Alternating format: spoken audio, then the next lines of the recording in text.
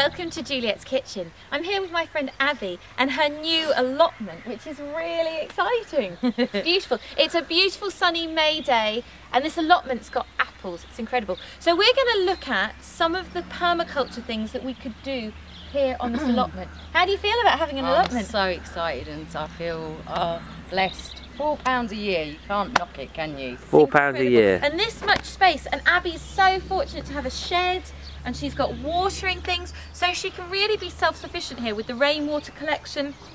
And we're going to do a system of mulching here with cardboard and manure so that we can really get control of some of this area. We're going to leave some of it wild because there are some really beautiful wild flowers going on here.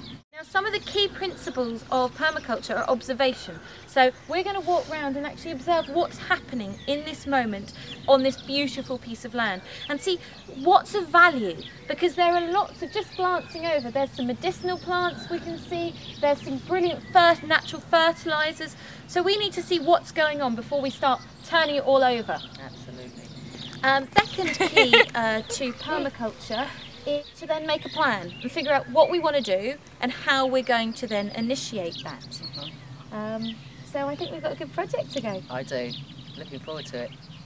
We have chickweed here, great in salads, really high in vitamin A. We've got some beautiful calendula here. You can use the orange leaves in salads as well, give that zing, and also great for your complexion and skin, really good for skin complaints. Look at this forage, look at it's really good for the bees, isn't it? It is, and we can eat these beautiful flowers as well, they're so pretty.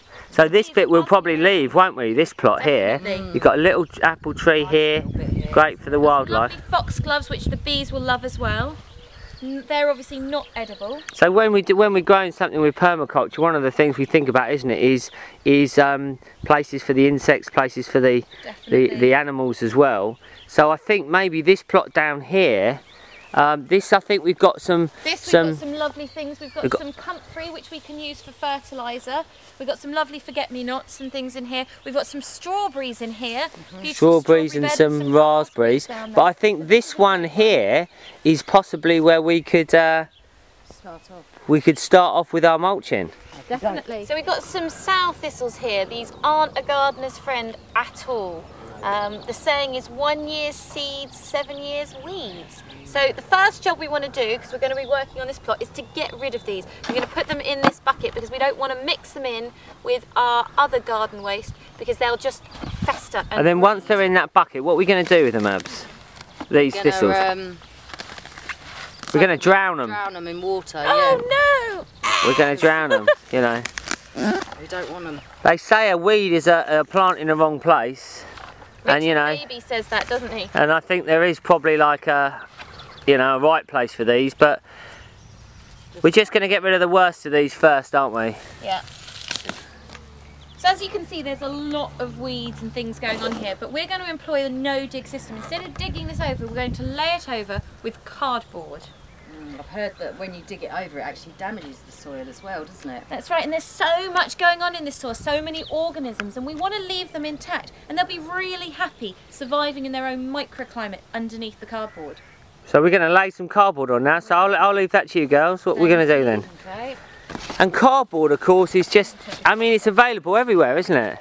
Recycled material. Good stuff. So will we leave it like that, or do we rip it open? Rip it open so we can rip it open. And we want to overlap it. Put that one next. Good overlap, that's it. Like that. Perfect.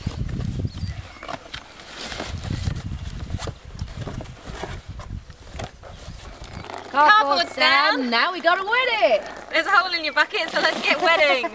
So we're soaking the cardboard.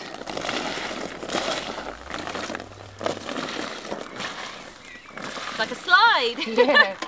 We're going to weight the cardboard down with a bit of manure and straw, and this will help the cardboard rot down and help with Fertilising the plants. Fertilising the plants. Yeah. And that's what we want, some good fertiliser. Good fertiliser. Nice bit of poop in there then. Right, let's see this muck being spread then, girls. Do it with a spade. We'll just chuck it on.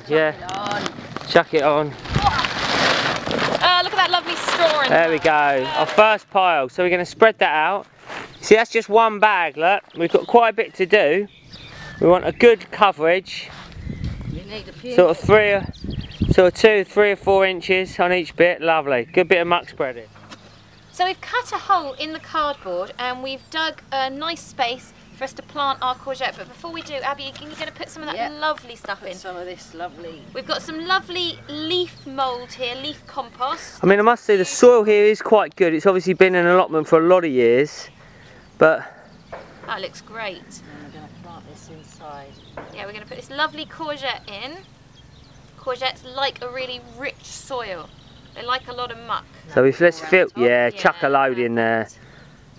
Chuck that bucket in there. Why not? Oh, beautiful. They say the best way you look after your plants is looking after the soil. So we're not using any chemicals here. So there we go. We've got loads of lovely red ants which will eat any of the bacteria that might grow up. Hopefully not eat our courgettes, eh? No, the ants. So we're putting this in, firming it down, Beautiful. and then we'll mulch all around it. Down. So the mulch helps to retain the moisture. And you can employ Feeding a it. system at this point of not watering if you want. Just water it in once, wouldn't we? Should we give it a little water in now? It's nicely firmed down. Water it after that. Gave it a lovely firm. Let's give it a little on. Oh, very low maintenance, the old courgette, like you say. You can leave them. Some people do water in once, let the tap roots go down, but I think all the water here.